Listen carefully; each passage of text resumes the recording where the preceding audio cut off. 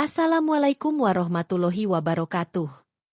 Seorang karyawan biasa yang hanya berpakaian kemeja usang datang ke lelang barang antik bergengsi di Solo. Ia diremehkan oleh para kolektor kaya raya. Tapi di akhir lelang, ia justru memenangkan item termahal dengan harga fantastis, mengungkap identitasnya yang tak terduga. Bagaimana kelanjutan kisah paling menegangkan ini? Mari ke kisah lengkapnya yang penuh makna dan penuh hikmah.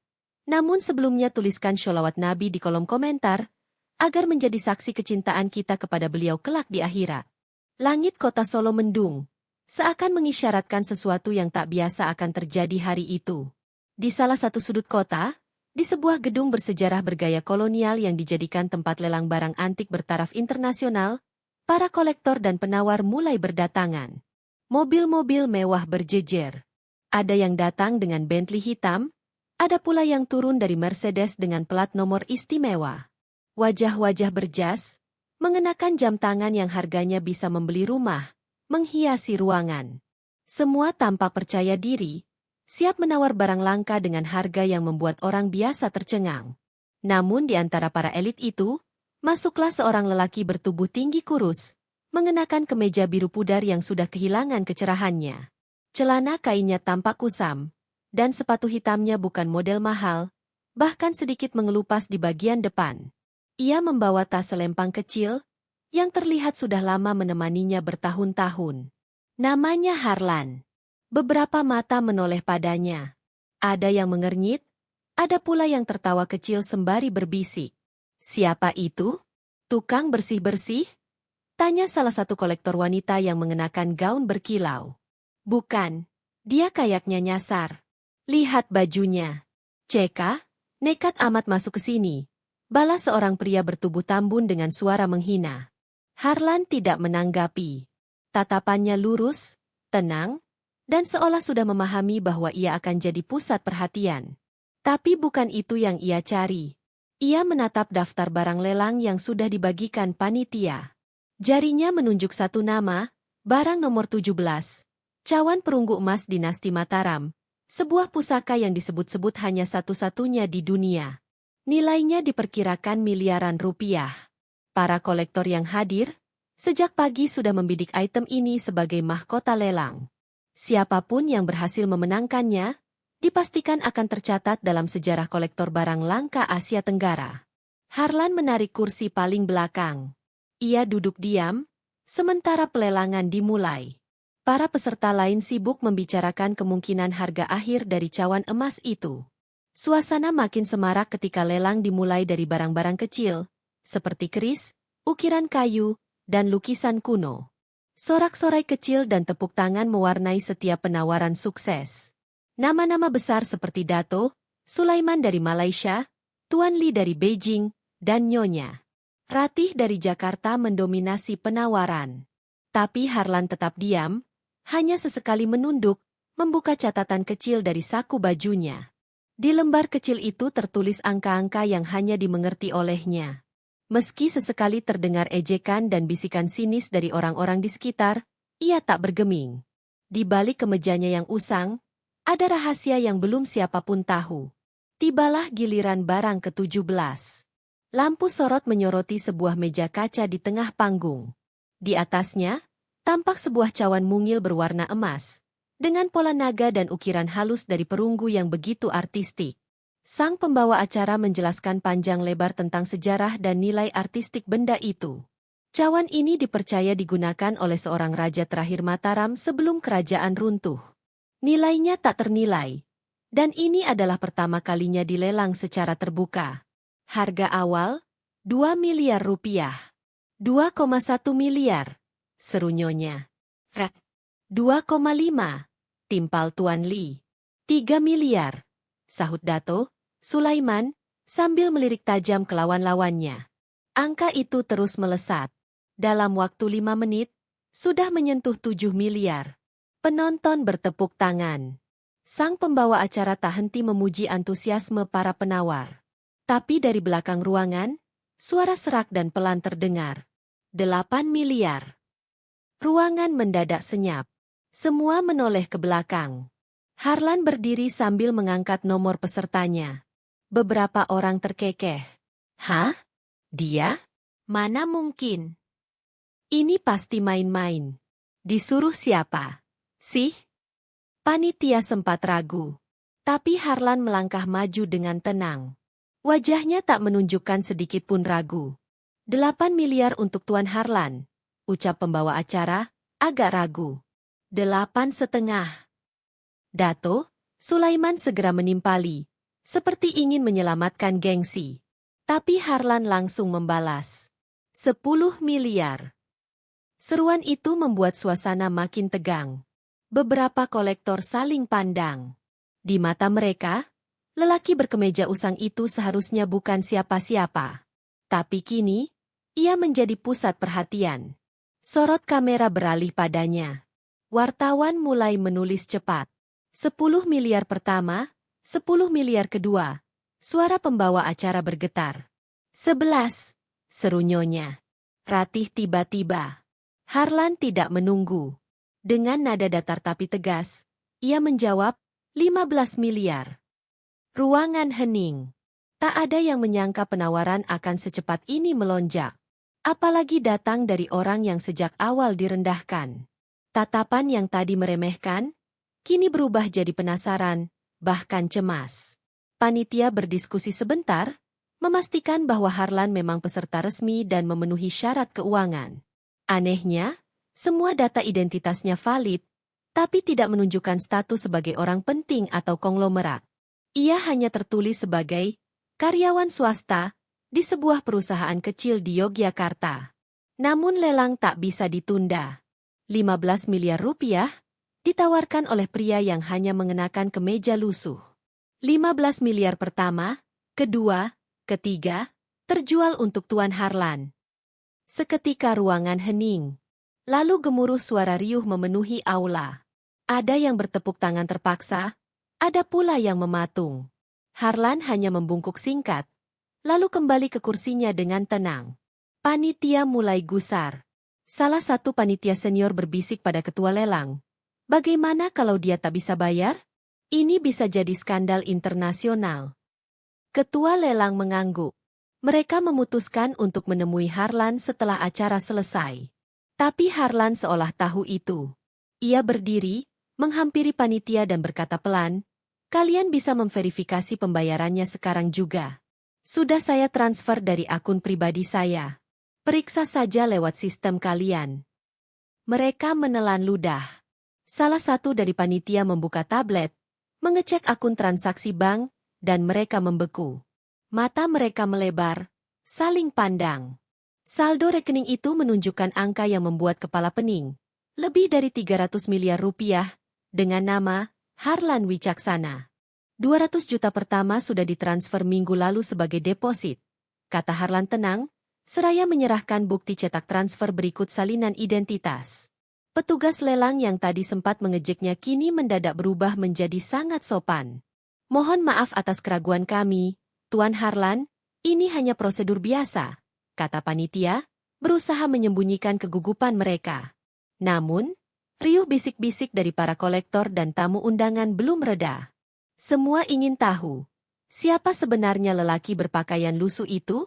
Bagaimana bisa seseorang yang tampak seperti karyawan rendahan memiliki saldo ratusan miliar dan sanggup membeli pusaka Mataram senilai 15 miliar rupiah tanpa ragu? Seusai lelang, para wartawan mencoba mendekatinya. Mikrofon dan kamera diarahkan ke wajah Harlan. Namun ia hanya mengangkat tangannya pelan, menolak diwawancarai.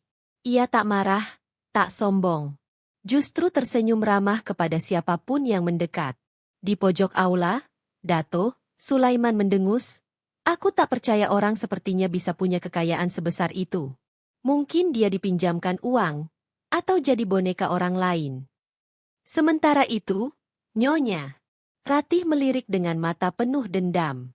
Orang seperti itu tak pantas memenangkan barang seagung cawan Mataram. Seharusnya aku yang memilikinya, bisiknya, mengepal jemari penuh perhiasan. Tak lama kemudian, salah satu jurnalis senior dari Jakarta bernama Wara mendekati Harlan saat ia hendak keluar dari aula. "Maaf, Tuan Harlan. Bolehkah saya hanya tanya satu hal? Bukan untuk dimuat, hanya..." Rasa penasaran pribadi. Harlan menghentikan langkah. Ia menoleh, lalu menatap jurnalis itu dengan ramah. Silakan. Apakah Anda benar hanya seorang karyawan biasa? Pertanyaan itu membuat Harlan tersenyum, lalu mengangguk pelan. Ya, saya memang seorang karyawan biasa. Di luar ruangan ini, saya bukan siapa-siapa. Wara mengerutkan kening. Lalu dari mana? Satu hari nanti, mungkin saya akan ceritakan, potong Harlan. Tapi bukan sekarang. Lalu ia melangkah pergi, meninggalkan aula yang masih gempar karena ulahnya. Tapi cerita Harlan baru dimulai. Malam itu, di sebuah rumah sederhana di pinggiran Yogyakarta, Harlan pulang membawa koper kecil berisi dokumen dari lelang. Rumah itu bukan rumah mewah. Lantai keramik biasa, dinding tanpa wallpaper, bahkan lampunya tak terlalu terang. Tapi di balik kesederhanaan itu, tersimpan ketenangan yang langka. Ia membuka lemari tua dan mengambil sebuah kotak kayu. Di dalamnya ada puluhan surat, catatan tua, foto-foto usang, dan buku kecil bersampul kulit. Ia mengambil satu lembar foto. Seorang lelaki tua berkacamata tebal, duduk di depan bangunan kuno. Itu milikmu, Embah, gumam Harlan pelan, menatap foto itu dengan mata berair. Ia lalu membuka buku catatan milik sang kakek. Di halaman pertama tertulis, warisan sejati bukanlah emas atau tanah, tapi keberanian untuk bertahan di tengah dunia yang memuja rupa dan kekayaan.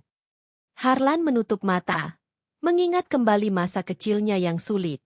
Dibesarkan oleh kakek yang hanya seorang penjaga museum, Harlan tumbuh bersama buku, sejarah, dan barang-barang antik yang tak pernah ia pahami nilainya saat itu. Ia pernah ingin menjadi pegawai bank, lalu guru. Tapi hidup membawanya ke pekerjaan sederhana, menjadi karyawan teknis sebuah perusahaan jasa pemetaan budaya. Gajinya pas-pasan, tapi cukup untuk hidup sederhana dan menyisihkan sebagian kecil setiap bulan. Namun yang tak diketahui orang-orang, selama 20 tahun terakhir, Harlan melakukan satu hal yang tak pernah ia ceritakan pada siapapun.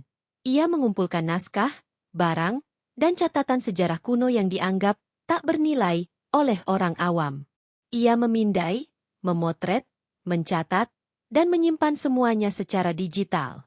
Tak ada yang tahu bahwa ia memiliki salah satu arsip pribadi terlengkap tentang sejarah kerajaan-kerajaan di Nusantara. Dan lebih dari itu, ia ahli membaca kode kuno. Semua berawal 7 tahun lalu, saat ia membersihkan lemari tua di kantor tempat ia bekerja. Di balik tumpukan buku lama, ia menemukan gulungan peta yang tak dikenali.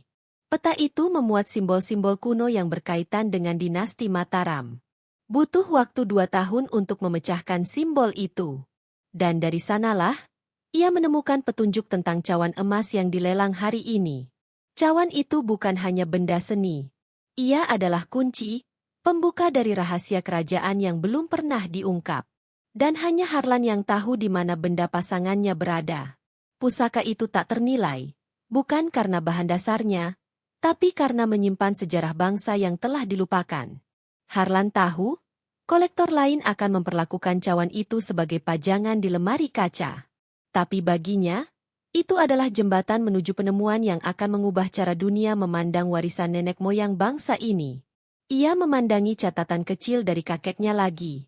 Jika nanti kau menemukan cawan emas itu, jangan jual. Jangan serahkan pada dunia yang menilai dengan uang. Simpan, rawat, dan gunakan hanya untuk kebaikan negeri ini. Air mata menetes dari mata Harlan. Keesokan harinya, berita tentang Harlan menjadi viral di media sosial. Pria misterius menangkan lelang termahal dengan penampilan lusuh. Berbagai judul bombastis menghiasi laman berita digital. Banyak yang menduga ia seorang miliarder penyamaran. Ada yang menuduhnya anak konglomerat. Bahkan ada yang menyebutnya spiritualis berkedok karyawan. Namun Harlan tetap tak muncul di media. Ia menolak wawancara, menolak undangan talk show, dan menutup semua akun media sosial. Hidupnya kembali seperti semula, bekerja di kantor kecil, mengendarai motor tua, dan mengenakan kemeja yang itu-itu juga. Orang-orang mulai jenuh menebak. Namun di balik layar, ia memulai langkah berikutnya. Sebuah proyek rahasia yang telah ia susun sejak belasan tahun lalu. Sebuah peta, bukan peta harta karun, tapi peta peradaban. Peta yang menghubungkan titik-titik sejarah leluhur Nusantara yang telah terkubur oleh waktu, dilupakan oleh generasi modern. Dan cawan emas itu adalah kuncinya. Malam itu hujan turun perlahan di Jogja. Suara rinainya membasahi genteng rumah Harlan, yang seakan ikut bernapas tenang setelah kegaduhan di Solo. Di dalam kamar sempitnya, Harlan duduk di lantai, di hadapan peta kuno yang kini terbuka lebar. Ia menyalakan lampu meja kecil dan menyesuaikan kaca pembesarnya. Di tengah peta, ada satu titik kecil yang dulu terlihat tak berarti. Sebuah lambang melingkar di kawasan pegunungan menoreh. Namun setelah ia mendapatkan cawan Mataram, sesuatu dalam pikirannya menjadi terang. Ia kini mengerti, titik itu bukan sekadar lokasi. Itu adalah penanda awal, tempat di mana jejak pengasingan seorang raja yang dilupakan sejarah dimulai. Tiba-tiba, terngiang kembali ucapan terakhir kakeknya sebelum wafat. Jika kau tahu cara membaca sejarah dengan benar, maka sejarah akan membimbingmu seperti obor dalam malam. Harlan menutup peta, lalu memasukkan cawan Mataram ke dalam kotak kayu khusus yang telah ia siapkan. Ia tak menyimpannya di brankas bank, tidak juga menitipkannya di museum. Ia hanya menaruhnya di balik lemari buku, terbungkus kain mori putih. Esok pagi, ia pergi ke kantor seperti biasa. Rekan-rekannya menatapnya heran. Tak sedikit yang bertanya apakah benar berita itu tentang dirinya. Tapi Harlan hanya tersenyum kecil. Ia tidak memberi jawaban pasti. Dunia bisa menebak sesukanya. Tapi ia tahu jalan yang ia tempuh bukan untuk kemewahan. Satu-satunya yang tahu kisahnya secara utuh hanyalah seorang sahabat lama. Pak Wiryo, mantan pustakawan museum yang dulu bekerja bersama almarhum kakeknya. Sore itu, ia mengunjungi rumah Pak Wiryo yang terletak di Bantul. Lelaki tua berambut perak itu menyambutnya hangat. Kau akhirnya menemukannya, ya? Tanya Pak Wiryo sambil menyuguhkan teh hangat. Harlan mengangguk pelan. Cawan itu bukan pusaka biasa, Lan. Banyak yang sudah mencarinya sejak zaman penjajahan. Bahkan intelijen kolonial dulu pernah menginterogasi kakekmu soal keberadaannya. Saya tahu. Tapi saya takkan menjualnya. Pak Wiryo menatap Harlan lama, seolah mengukur keteguhan hati sahabat cucunya itu. Dan kau juga tahu tentang peta peradaban itu? Saya bukan hanya tahu, Pak. Saya sudah mulai menelusuri garisnya. Pak Wiryo tersenyum bangga. Berarti waktunya sudah dekat. Tapi kau harus berhati-hati. Cawan itu membuka pintu pengetahuan, tapi juga mengundang ketamakan. Malamnya, Harlan kembali mempelajari peta dan catatan kuno. Ia memindai titik-titik penting yang dulu hanya disebut sepintas dalam naskah sejarah. Gua Ngerang, Batu Watu Lawang, dan Sumur Candra. Ketiganya terletak di jalur yang membentuk segitiga, dengan menoreh sebagai pusatnya. Ia mencocokkan tulisan di bagian bawah cawan Mataram, huruf-huruf Jawa kuno terukir di sana, nyaris tak terlihat. Tapi ketika diberi sinar dari obor kuno, tulisan itu tampak berpendar. Sapa weruh tegesing wijang, bakal pinanggih lalakoning luhur. Siapa yang memahami makna tersembunyi, akan bertemu dengan kisah luhur yang terlupakan. Itu bukan sekadar ukiran. Itu petunjuk. Dan Harlan tahu, ia harus ke Menoreh. 2 hari kemudian, Harlan mengambil cuti dari pekerjaannya.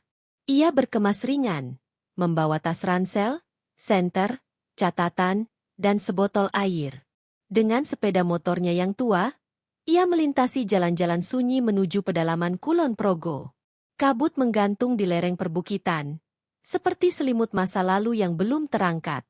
Ia berhenti di sebuah desa kecil bernama Karangsari. Di sana, ia menemui Pak Minto, juru kunci Gua Ngerang yang dikenal pendiam tapi ramah. Saya mencari jalur tua ke dalam gua, Pak, kata Harlan sopan. Bukan yang umum dilalui turis. Pak Minto mengamati Harlan dengan mata tajam. Apa kau tahu apa yang kau cari? Saya mencari jejak sejarah yang tak tertulis. Bukan emas. Bukan pusaka. Mendengar itu, Pak Minto perlahan tersenyum. Kalau begitu, kau mungkin orang yang ditunggu. Mereka menyusuri jalur kecil di antara semak dan akar pepohonan. Ular kecil melintas, dan suara serangga bersahut-sahutan. Di ujung jalur, tampak sebuah mulut gua sempit dengan batu berbentuk seperti gerbang. Masuklah. Tapi ingat, jangan ambil apapun. Jangan sentuh yang bukan milikmu. Harlan menunduk hormat. Saya hanya ingin melihat dan belajar. Di dalam gua, udara lembab dan dingin. Cahaya dari senter menyorot dinding yang penuh ukiran samar. Di salah satu sisi, terlihat relief prajurit membawa benda mirip cawan Mataram. Dan di bawahnya, ada gambar 3 lingkaran yang saling bertaut. Harlan menyentuh lingkaran itu dengan jari. Tiba-tiba, ia merasa merinding. Seperti ada energi yang bergerak dalam dada. Bukan mistis, bukan gaib, tapi rasa haru yang dalam. Seolah ia berdiri di tempat yang benar, pada waktu yang telah ditentukan. Di balik relief itu, ada lubang kecil berisi batu pipih, yang jika dilihat dari atas menyerupai kompas. Ia mengeluarkan buku catatan dan mencocokkannya.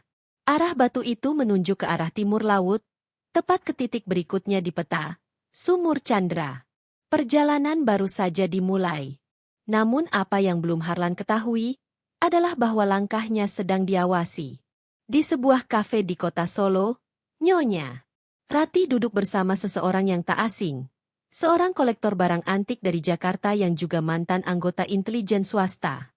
Cari tahu siapa dia sebenarnya, kata Nyonya Ratih dingin.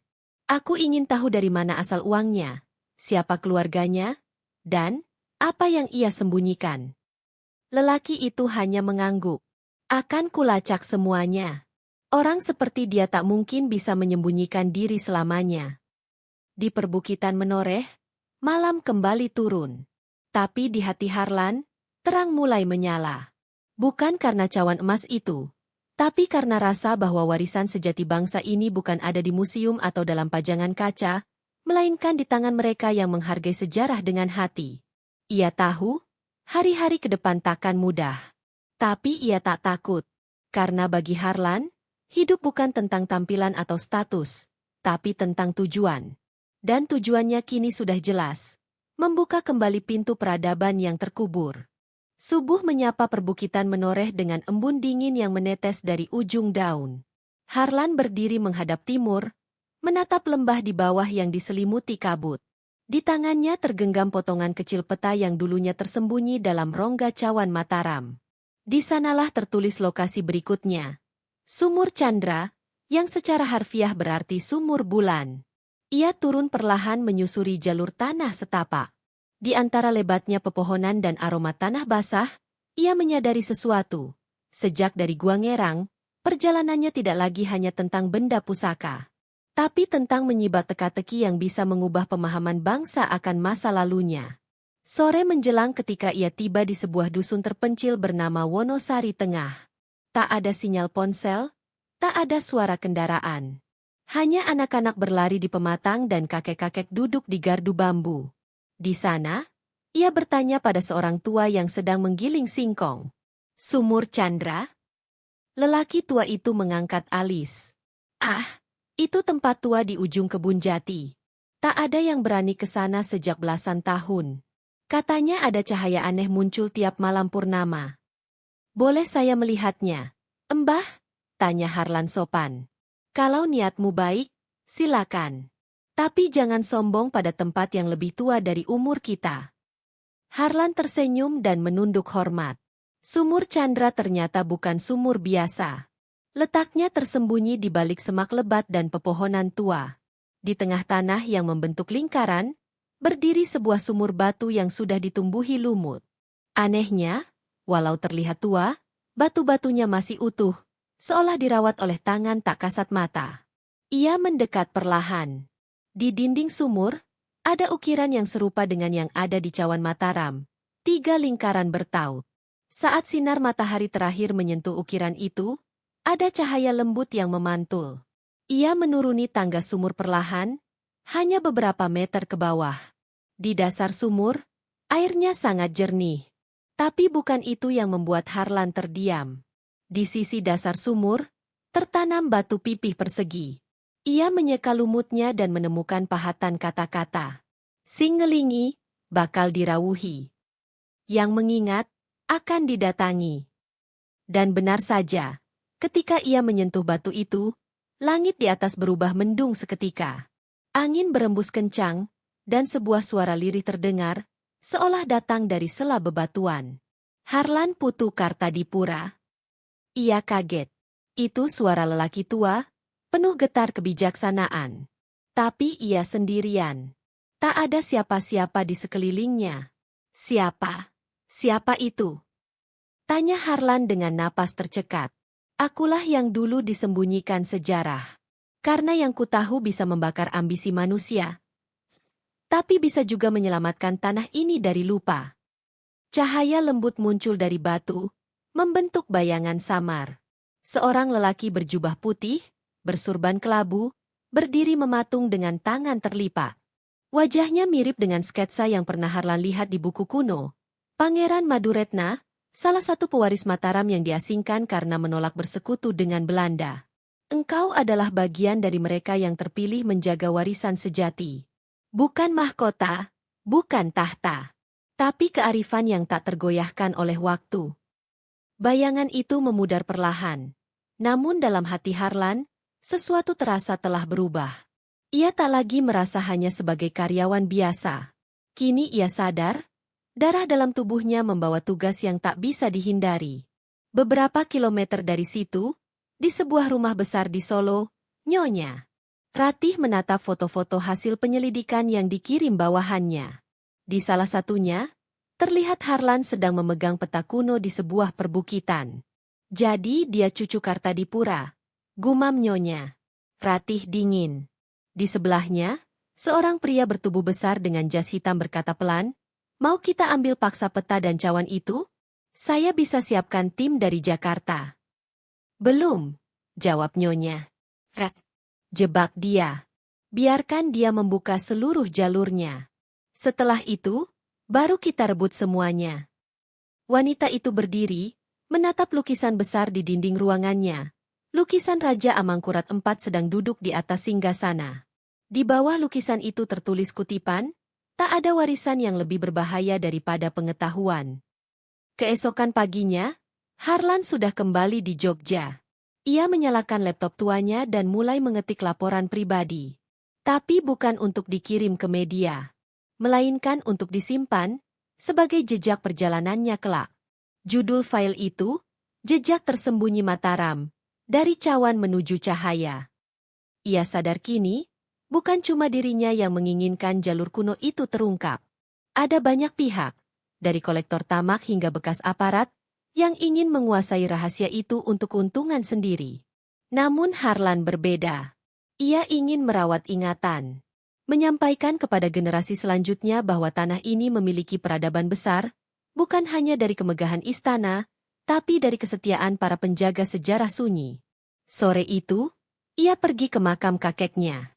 Ia duduk di samping nisan sederhana bertuliskan, DRS Kartadipura, penjaga arsip sejarah, 1925-1999. "Eyang," bisiknya, "aku sudah lihat sumur Chandra. Dan aku sudah dengar suara itu." Angin lembut menyapu wajahnya. Daun jati berguguran pelan. Tak ada jawaban, tapi hatinya terasa damai. Seolah kakeknya tersenyum dari balik nisan itu. "Perjalanan ini belum selesai. Aku akan teruskan, dan aku takkan menjual satupun bagian dari warisan ini, meski ditukar dunia." Namun, tak jauh dari pemakaman itu, dua orang berpakaian rapi sedang mengamati Harlan dari kejauhan, bersembunyi di balik mobil hitam. Mereka berbicara melalui alat komunikasi kecil. "Target masih di lokasi. Kami tunggu perintah." Suara perempuan dari alat itu menjawab dingin, "Ikuti terus. Tapi jangan ganggu. Kita tunggu dia buka pintu terakhir." Hari lelang besar itu akhirnya tiba. Kota Solo bersolek. Gedung kesenian Gita Budaya disulap menjadi tempat lelang barang antik yang digelar setahun sekali oleh Perhimpunan Kolektor Nusantara. Undangan terbatas, tamu pilihan. Kursi-kursi empuk hanya untuk mereka yang membawa nama, harta, dan kadang kekuasaan. Mobil-mobil mewah berderet di parkiran. Pria-pria berjas dan wanita bersyal mahal memasuki aula satu demi satu. Di tengah gegap gempita itu, seorang pria berkemeja putih kusam dan sepatu sobek masuk perlahan, nyaris tak diperhatikan, kecuali oleh satu dua orang yang langsung mencibir. Loh, itu bukan yang kemarin pakai kemeja sama di pasar loak. Ngapain dia di sini? Salah ruangan, mungkin. Di barisan belakang, Harlan duduk tenang. Di tangannya hanya ada map lusuh berisi catatan dan peta. Ia tak berbicara. Hanya mengamati benda-benda yang dilelang. Lukisan era Kartasura, keris Bugis, Guci dinasti Ming, semua ditawar dengan angka fantastis. Tibalah saat puncak lelang. Sang pembawa acara, seorang lelaki berkumis tebal dan bersuara berat, berdiri dengan ekspresi serius. Hadirin sekalian, inilah item terakhir malam ini. Cawan emas Mataram. Benda ini baru ditemukan setelah hilang lebih dari 2 abad. Dengan ukiran asli berbahasa Jawa kuno, dan jejak emas murni 24 karat. Harga pembuka, 2 miliar rupiah. Riuh. Beberapa tamu berdiri. Seorang pengusaha tambang dari Kalimantan membuka tawaran, 2,5 miliar. Lalu disusul kolektor asal Jakarta, 3 miliar. Nyeng. Ratih mengangkat tangannya dengan anggun, 5 miliar. Semua terdiam. Ia memang terkenal sebagai pemenang tetap lelang. Tapi malam itu, suara mengejutkan datang dari sudut aula. Saya tawar 10 miliar. Semua menoleh. Seorang pria berkemeja putih yang mulai menguning, berdiri. Suaranya tenang, tapi lantang. Nyeng. Ratih menyipitkan mata. 10 miliar dari siapa Anda? Pria itu melangkah ke depan. Di hadapan ratusan pasang mata, ia mengeluarkan sebuah berkas dari mapnya. Ia serahkan kepada panitia. Saya, Harlan Kartadipura. Cawan ini bukan untuk dibeli, tapi dikembalikan. Ruang itu seketika sunyi. Nama Kartadipura bergema di telinga banyak orang tua. 1-2 kolektor senior terperangah. Apakah cucu dari DRS Kartadipura, penjaga arsip Istana Mangkunegaran? Tanya seorang pria tua dari Yogya. Harlan mengangguk. Saya memang hanya karyawan biasa. Tapi saya juga cucu dari penjaga sejarah. Cawan ini, saya temukan dengan jalan panjang. Dan saya membawa bukti otentik dari Gubernur DIY dan surat arsip kuno. Panitia membaca dokumen itu cepat-cepat. Materai, stempel, pengesahan. Semuanya sah. Bahkan ada surat dari sejarawan Universitas Leiden yang mengakui otentisitasnya. Harlan menatap hadirin. Selama ini, kalian melelang warisan dengan angka. Tapi ada hal yang tak bisa dinilai. Kejujuran sejarah. Saya tidak datang untuk membeli. Saya datang untuk memastikan benda ini dikembalikan ke tempat seharusnya. Museum Pusaka Nusantara. Nyeng. Ratih mendesis pelan, wajahnya tegang. Ia berdiri, mencoba menyanggah. Kami semua punya hak menawar. Uang saya nyata. Tawaran saya sah. Harlan tersenyum kecil. Benar. Tapi cawan Mataram ini adalah benda yang dilaporkan hilang dalam katalog tahun 1815, disembunyikan dari penjajah dan dijaga garis keturunan pengarsip. Dan saya sudah daftarkan pelacakan Interpol. Jika benda ini berpindah tangan tanpa prosedur hukum, saya bisa ajukan tuntutan internasional.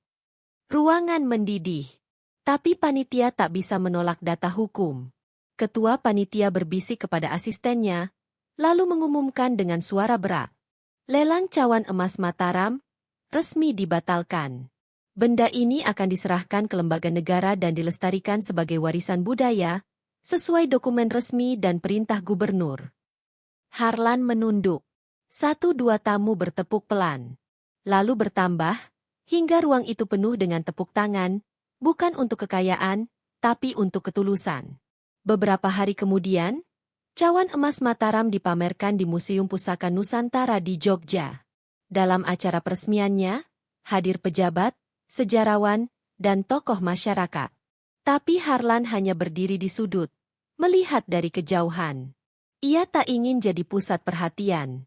Baginya, sejarah bukan untuk ditumpangi nama, tapi dijaga dalam sunyi.